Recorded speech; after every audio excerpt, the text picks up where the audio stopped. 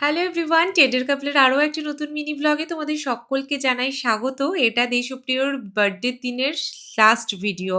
আর সন্ধে প্রায় নেমে আসছে। দুপুরবেলার খাওয়া দাওয়ার পর একটু রেস্ট নিয়ে নিয়েছি, কারণ সারাদিনে অনেক কাজকর্ম হয়েছে। একটু রেস্ট না নিলে আর পারতাম না।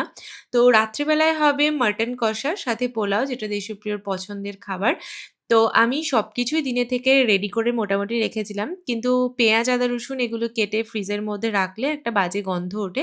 তো ওর জন্য আমার যখন যেরকম দরকার পড়ে আমি সেরকমই কেটে ইউজ করি। আর ১ম এই আমি মাটনটাই বসাবো। তার কারণ মাটন হতে অনেকটাই সময় লাগবে। যদিও বা আজকে মাটনটা আমি প্রেশার কুকারে দেবো। তবুও একটু সময় নিয়ে কষিয়ে রান্না করতে গেলে একটু সময় লাগবে। আর এদিকে পোলাওটার জন্য সমস্ত কিছু রেডি করে নিচ্ছি। যদিও আজকে পোলাও রান্না তোমাদের সাথে শেয়ার করব না, কারণ বহুবার এর আগে দেখিয়েছি। আর মাটন কষানো কমপ্লিট। এবার সিটি দিয়ে দিলেই ব্যাস আজকের মতো রেডি।